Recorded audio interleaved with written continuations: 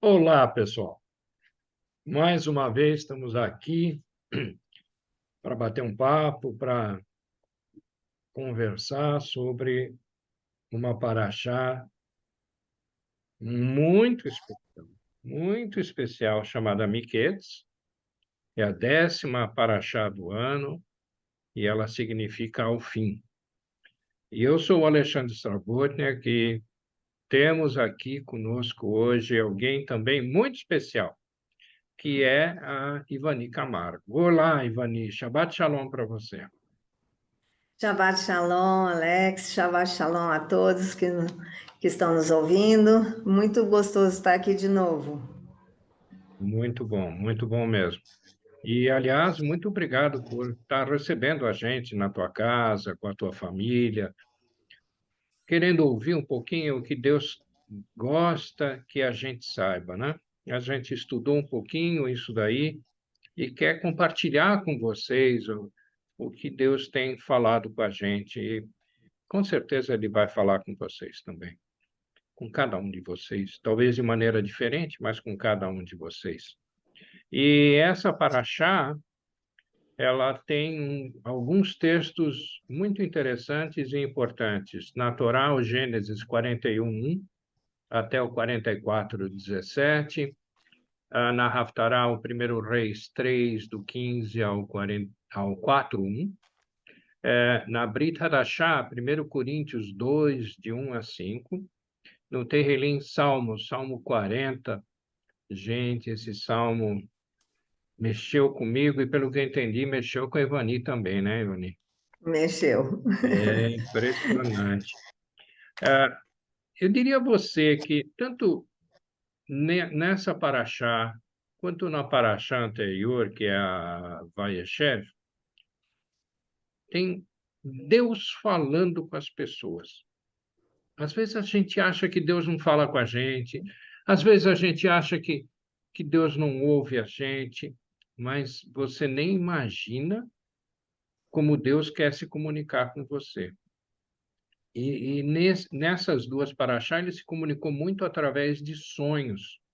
Começou, talvez, uns 15 anos antes, ou algo em torno disso, com Deus falando por meio de sonhos para José, e esses sonhos eram tão devastadores, dizendo que o José, que era o filho mais novo, ia ser superior até aos pais dele, superior a todos os seus 10 irmãos mais velhos, o que acabou criando nesses irmãos um ódio muito grande. Um ódio muito grande que queriam matá-lo e acabaram vendendo ele como escravo, ele foi como escravo para o Egito, e só que José nunca perdeu a fé no Deus único e verdadeiro, no eterno Deus. Tudo que ele fazia bem. Até na prisão, ele era o predileto do carcereiro, porque ele fazia tudo o que precisava fazer. O carcereiro não precisava se incomodar por nada. E os presos de lá, tinha preso da pior espécie e da melhor espécie, né? Os da melhor espécie eram gente que o faraó não gostou de alguma coisa que eles fizessem. Isso aconteceu com o copeiro e com o padeiro, e numa mesma noite, o copeiro e o padeiro tiveram um sonho, e José deu a interpretação para os dois sonhos. Para o copeiro era um sonho com bom resultado, e para o padeiro um sonho com mau resultado. E, quer saber? Os dois aconteceram.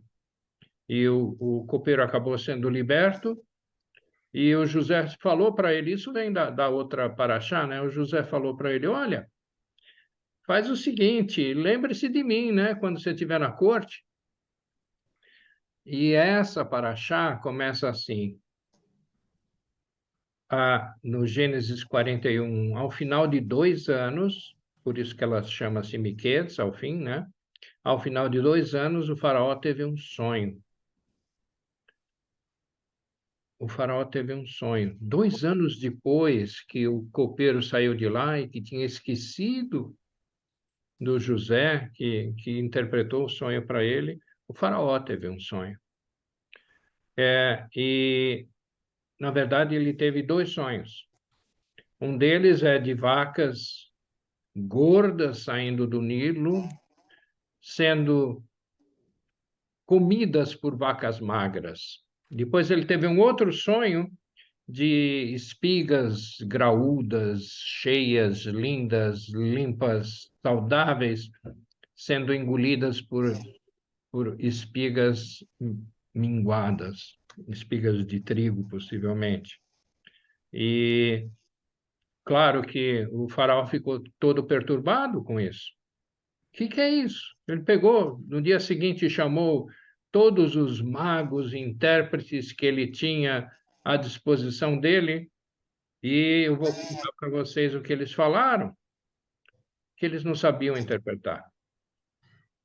Quando eles falaram isso, o copeiro lembrou e falou assim, no versículo 9: Então o chefe dos copeiros disse ao faraó: Hoje me lembro de minhas faltas. Ele lembrou da bênção lá que o José deu na interpretação do sonho. Foi algo assim que precisou acontecer isso 2 anos depois para ele lembrar. E, claro, o faraó falou assim, já que ninguém sabe nada aqui, chama esse prisioneiro horrível aí, né? Eu fico imaginando a interpretação do faraó. O faraó contou o sonho, os 2 sonhos ele contou para o José. E o faraó até falou, me falaram que você interpreta sonhos. Não, mas não sou eu, é Deus que me dá a interpretação. É Deus que se comunica comigo. E aí ele dá a interpretação, né? Ele diz assim no versículo 25, o faraó teve um único sonho. Deus revelou ao faraó que ele está para fazer. E basicamente dizia o seguinte, você vai ter 7 anos de fartura e depois 7 anos de fome. No versículo 31, ele fala assim, a fome que virá depois será tão rigorosa que o tempo de fartura não será mais lembrado na terra. Em toda a terra, não é só no Egito, em toda a terra, não se lembraria mais do tempo de fartura. Consegue imaginar isso? O tempo de fartura não seria mais lembrado. Gente, que coisa, né? Só para completar a ideia, Deus falou com José a respeito desses sonhos. Deus revelou a José a respeito desses sonhos, a interpretação deles, e que isso ia acontecer muito rapidamente, inclusive. Mas Deus deu a saída. Deus deu um plano. E no versículo 33, o José conta para o faraó o plano. E diz assim, procure agora o faraó um homem criterioso e sábio, coloque-o no comando da terra do Egito. O faraó também deve estabelecer supervisores para recolher 1/5 da colheita do Egito durante os 7 anos de fartura. Eles deverão recolher o que puderem nos anos bons que virão e fazer estoques de trigo que, sob o controle de Faraó, serão armazenados nas cidades. Esse estoque servirá de reserva para os 7 anos de fome que virão sobre o Egito, para que a terra, não é só o Egito, não seja arrasada pela fome. Deus deu um plano completo para o José. E aí o faraó, com os conselheiros dele lá, falou assim, escuta, será que tem alguém melhor do que esse cara aqui? Que o próprio Deus fala com ele? Não, vou colocar ele no comando. Disse no versículo 44, Disse ainda o faraó a José: eu sou o faraó, mas sem a sua palavra, ninguém poderá levantar a mão nem o pé em todo o Egito. Eu fico arrepiado com essa frase. José saiu da prisão, de um calabouço, perante o faraó, e ele virou o segundo em comando, o segundo em comando. Ninguém, a não ser faraó, conseguiria dizer algo a mais. Só, o faraó era digamos, o chefe de Estado, e o José acabou virando o primeiro-ministro, o chefe de governo. Eu fico arrepiado. Ivani, você fica arrepiada também com essa história? Eu fico, essa história mexe muito comigo, sabe? Mexe muito comigo por muitas coisas, mas uma coisa que eu gosto tanto de ver em José, como ele juntava essa humildade e essa coragem ele sempre misturou na vida dele essa humildade e essa coragem de falar diante do faraó, porque o faraó era tido como um deus de lá, né? Era a pessoa mais importante, era divino. É. E aí quando ele fala assim, olha, essa interpretação não vem de mim, mas vem do Deus verdadeiro de Israel, ele estava sendo corajoso. E quando ele fala não vem de mim essa sabedoria, ele estava dizendo que a sabedoria era de Deus. Ele estava sendo humilde. Então, combinar essas duas coisas não é difícil, Alex. A humildade de dizer, eu não sou nada, mas aquilo que Deus faz em mim é uma coisa muito grande. E aí ele interpretou com sabedoria de Deus o sonho, né, do faraó, que ninguém tinha conseguido interpretar, e ninguém, assim, mesmo aqueles que não acreditavam no Deus verdadeiro de José, sentiram, viram que aquilo era uma coisa sobrenatural, uma sabedoria sobrenatural, uma sabedoria vinda do próprio Deus que ele servia. Então, eu acho isso maravilhoso, sabe? Porque eu acho que é, a balança sempre pende para um lado, ou eu me sinto mais humilde, não quero fazer nada, ou eu me sinto tão corajosa e vou fazer pelas minhas próprias forças, né? E José contrabalançou essas duas coisas. Eu acho que refletiu a sabedoria de Deus nessa, nessa, nessa história, né? Eu fico imaginando, Ivani, porque ele, na verdade, digamos assim, ele foi vendido como escravo, né?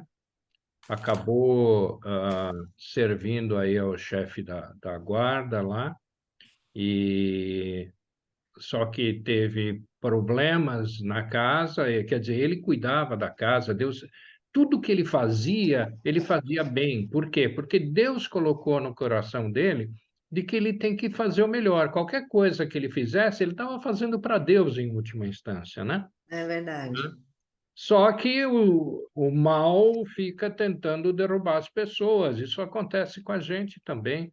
A gente tenta fazer as coisas direito, procura fazer as coisas direito, porque a gente quer representar bem ao nosso Deus de verdade, né? E as pessoas, o inimigo, o Satã, né? Fica incutindo na cabeça das pessoas que elas têm que derrubar você que quer servir a Deus. E é isso que acontecia ali. Só que Deus honrou, né? Deus honrou isso. Na verdade, o José deve ter saído da terra dele, né, de Canaã, quando ele tinha talvez uns 16, 17 anos de idade, né? Essa informação não é clara, mas ele era talvez um pós-adolescente, vai, né? Sim, Na melhor das hipóteses. Isso significa que pelo menos de 12 a 15 anos ele ficou servindo como escravo ou como prisioneiro. E de repente ele saiu exaltado disso tudo, né? Deus pois é. deu a exaltação para ele. E isso não se refletiu só no Egito, isso se refletiu em todas as redondezas, tanto que o Jacó, né, que estava em Canaã, falou para os outros filhos: olha, vão lá no Egito, porque lá tem comida, vem buscar comida para mim, né? Para nós aqui, para nossa família. E eles foram. E eles acabaram aparecendo perante o primeiro-ministro do Egito, que por acaso era quem? Era o José. José. Então, lá diz no Gênesis 42, José reconheceu os seus irmãos, mas eles não reconheceram. Lembrou-se então dos sonhos que tivera a respeito deles. Lembra aquele sonho de que Deus colocou no coração dele, de que ele teria supremacia sobre os irmãos? Ah, você sabe que ele podia ter falado: ah, agora vocês vão ver o que é bom para todos. Ele tinha o poder na mão. Ele tinha o poder na mão de executar o que ele fizesse. Ele podia matar os irmãos, podia fazer o que bem entendia, e não tinha ninguém que iria questioná-lo. Nem Faraó ia questioná-lo sobre isso. Nem Faraó ia questioná-lo sobre isso. Isso seria a justiça sendo praticada, né? Sim, Só que o tempo todo o José praticou a justiça com graça, com graça. Ele podia aniquilar aqueles 10 irmãos mais velhos dele que foram para lá buscar comida, mas ele não fez isso. Mas ele não deixou de executar a justiça. Ele na verdade, ele no poder dele, ele fez todo um plano para que eles pudessem confessar e revelar e se revelar a eles ao fim de tudo, né? Bom, eles acabaram voltando lá com comida lá para a terra do de Canaã. Só que ele deixou preso um dos irmãos dele, Simeão, e falou assim: olha, só se vocês, porque eles falaram que eles tinham um irmão mais jovem, né? A gente sabe que é o Benjamim. E só se vocês me trouxerem esse seu irmão mais jovem é que eu vou liberar esse outro, esse Simeão, porque eu acho que vocês são espiões. Ele, no poder dele, ele podia fazer isso. Eles voltaram para a terra deles, lá para Canaã. O pai falou: de jeito nenhum vocês vão fazer isso. Só que a fome continuava. Chegou uma hora, precisa de mais comida. Precisa de mais comida. E é isso que eles foram fazer. Aí os 11, não mais os 10, o pai acabou dizendo: ok, vai, vai. E está na mão de Deus, né? Ele se dobrou para Deus sobre isso daqui. verdade. E eles acabaram voltando lá para o Egito. Quando eles chegaram lá para o Egito, o José falou assim: eu vou fazer um banquete para esse pessoal. Eu achei interessante esse banquete. No Gênesis 43, 32, fala assim: serviram a ele em separado dos seus irmãos e também dos egípcios, porque os egípcios não podiam comer com os hebreus, apesar de ele ser hebreu, né? Tá certo? Isso era sacrilégio para ele. Seus irmãos foram colocados à mesa perante ele por ordem de idade, do mais velho ao mais moço. E eles ficaram se olhando. Como é que ele sabe? Gente, como ele sabe que eu sou mais velho, eles não entendiam isso. E aí ele, para o Benjamim, que era o mais novo, ele serviu uma porção muito maior, uma porção 5 vezes maior. Já imaginou? Esse cara devia estar gordo, né? O que você acha? Ah, meu Deus. Mas a história continuou, né? E quando eles iam voltar, ele mandou colocar um cálice dele no meio da bagagem de quem? Do Benjamim, Também. que eles prometeram que iam trazer o Benjamim de volta, prometeram para o pai iam trazer o Benjamim de volta. E aí os guardas foram atrás, claro que tudo isso preparado, né? E pegaram e falaram assim: ok, vamos fazer o seguinte: esse que roubou vai ser meu escravo. Aí o Judá, no versículo 34 de Gênesis 44, fala assim: como subirei a meu pai se o menino não for comigo? Não quero ver o mal que sobrevirá a meu pai. O Judá tomou as rédeas e falou assim: olha, eu fico como escravo, eu fico como escravo. Deixa, deixa o menino voltar para a terra lá com o pai. Essa história é algo assim impressionante, Ivani. Sim, Eu fiquei extremamente arrepiado com essa história toda. E aí você vai ver as outras histórias, né? Não sei se você quer falar um pouco sobre o Salomão, lá em Primeiro Reis, é. e que eu acho que ali tem também, tem sonhos também ali, né? Pois é. Tem sonhos aqui também e tem uma palavra direta de Deus para Salomão, né? Salomão ora e pede a Deus sabedoria, porque ele não se sentia sábio o suficiente para ocupar o lugar de rei lá em Israel. E aí ele ora para Deus e pede a sabedoria. E assim como a oração que Salomão faz a Deus agrada o coração de Deus, porque ele humildemente reconhece que ele precisa de sabedoria de Deus, né? E, e Deus fala assim: eu te dou não só a sabedoria, mas vou te dar riquezas e todas as coisas que você precisa.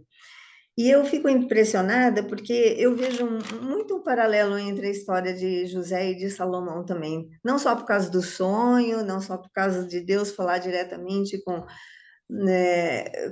Salomão, mas assim, como a sabedoria de Salomão também reflete a sabedoria de Deus, né? Porque exatamente depois que a Bíblia fala que Deus deu sabedoria, uma sabedoria extrema para Salomão, aparece o caso das duas mulheres que pedem para Salomão julgar ah, a causa delas, porque o filho de uma tinha morrido e a outra estava falando que o filho que era vivo, que era da outra, era dela. E como saber de quem era o filho? Isso é um fato bastante conhecido, todo mundo que fala da sabedoria de Salomão lembra dessa história das duas mulheres e tal, mas essa história vem cumprir praticamente a sabedoria que Deus tinha dado a Salomão. E aí, quando Salomão fala, né, que então vamos mandar matar um menino, que metade fica com cada uma. Aí a mãe verdadeira se revela e fala: não, eu prefiro ele vivo do que ver ele, eu prefiro ele vivo com a outra do que morto comigo, um pedaço dele comigo. Então, assim como com José, o povo reconhece a sabedoria que veio de Deus, aqui com Salomão, deu autoridade para Salomão como rei, porque eles viram a sabedoria de Deus com ele, né? E aí, assim, dá para entender que, né, a fonte verdadeira de sabedoria é Deus. Não tem outra fonte que a gente possa recorrer, né? E olhando a história de José, olhando a história de Salomão, essa sabedoria veio como?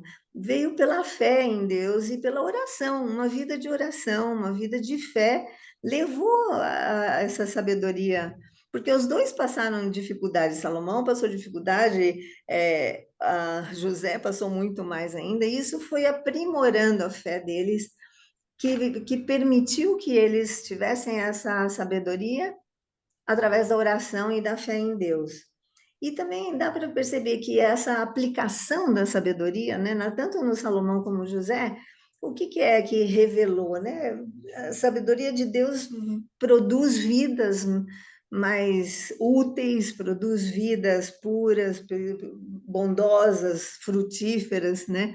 Então, assim, isso para mim também chamou muita atenção, viu, Alex? Legal, legal. E eu acho que essa sabedoria divina que foi reconhecida pelo faraó, né? Que o faraó, quando designou José para comandar, ele reconheceu a sabedoria que Deus deu para ele, né? Sim, E a sabedoria de Deus, ela fez com que José praticasse justiça, mas praticasse com graça. é isso, isso. E isso, quem faz isso é quem? É Yeshua, é Jesus. Jesus, ele pratica a justiça com graça. E a graça que ele fez foi dar a própria vida para pagar o preço do que nós deveríamos passar, né? Porque a Pois gente é, sabe, né, da Brita da Chá, né, que o salário do pecado é o quê? É a morte, né? é a Mas morte. nós só recebemos vida por causa da graça de Deus, porque Yeshua derramou o sangue dele. Eu acho fantástico isso, Ivani. Eu Pois queria... é, posso falar mais um pouquinho Pode, pode, pode.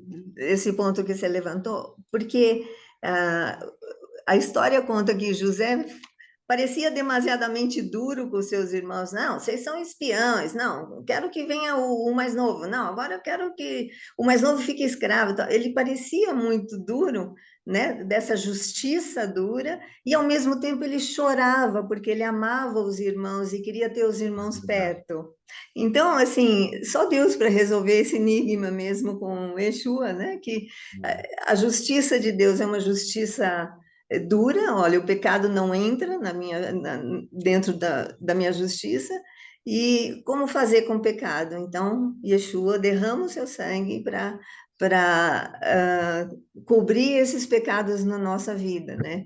É verdade. E assim, e também dá para ver um pouquinho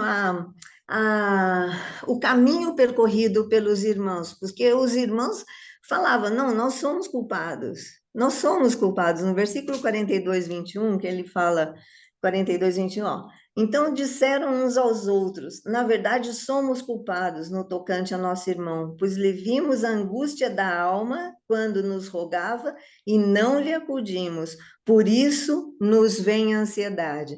E como a gente vê como a ansiedade da vida hoje tem muito a ver com perdão, né? Porque eles reconheceram, olha, nós somos culpados. De verdade, nós fizemos mal ao nosso irmão. Aí nós vimos a angústia de José e não fizemos nada para isso. E agora o nosso coração tem ansiedade. Então, para que houvesse, a gente vê na outra paraxá, que houvesse uma reconciliação, precisou eles passarem por esse caminho duro. Mas José fez como Jesus, né? Falou: perdoa, Deus, eles não sabem o que estão fazendo, né? É Como verdade. Yeshua. Legal, Ivani. Muito, muito bom esse seu adendo aí. E olha, essa história, ela continua. Se você quiser saber a continuação dessa história, tem duas possibilidades. Uma delas é você ouvir, assistir a gravação da próxima Paraxá. A outra é você ir na sua Torá e ver o capítulo seguinte. Lá você vai ter uma revelação também surpreendente. Mas para Isso. encerrar, eu queria encerrar com o Salmo 40. O Salmo 40 ele começa assim, ó: coloquei toda a minha esperança no Senhor, e ele se inclinou para mim e ouviu o meu grito de socorro. Eu fico imaginando como é que Deus, na sua soberania, com todo o seu poder, ele se inclina para mim para ouvir o meu pedido de socorro da Ivani, o teu pedido de socorro de pessoas da tua família, dizendo: Deus Pai, eu preciso de ti. Então, eu quero completar com um agradecimento e uma oração. Agradecer, Pai amado, Deus Pai amado, eterno Deus, por tua presença na nossa vida, por inclinar-se para ouvir os nossos clamos, apesar de o Senhor conhecer exatamente tudo que nós precisamos, tudo que vamos falar, qualquer coisa antes de eu falar, o Senhor já sabe o que eu vou falar, mas o Senhor inclina o seu ouvido. O Senhor o Senhor presta atenção em mim e me dá a segurança de que o Senhor está me ouvindo. E eu quero pedir que nos ajude a perceber isso, a perceber que nós dependemos do Senhor e que nós precisamos do Senhor em todos os momentos, precisamos da tua direção e da tua proteção. Sabemos quanto Israel está precisando da tua proteção agora e a tua orientação para praticar justiça com graça também, como o Senhor faz conosco. O Senhor, se praticasse a justiça sem graça, a gente não estaria aqui. De jeito Então, nenhum. Senhor, clamamos por isso, que o Senhor coloque isso no coração de todos. E desejo um Shabbat Shalom para todos, né, Ivani? Você também? Desejo um Shabbat Shalom, porque é isso como você falou. A Yeshua é a rocha, que o salmista está falando que ele está num buraco lamacento que ele não tem onde firmar o pé para sair de lá. E aí Deus fala, eu sou a Yeshua, é a rocha, onde você firma o pé e se levanta, e nos dá um cântico novo. Que Israel receba esse cântico novo, nessa situação onde ele procura. Por que que é importante procurar o Senhor? Ele diz que é importante porque eu vou te dar um cântico novo, vou te livrar de todas as coisas. Que Deus livre Israel dessa guerra e que dê um cântico novo para eles. Amém. Legal. E Shabbat Shalom, né? Shabbat Shalom. Tchau, gente. Muito obrigado aí, hein?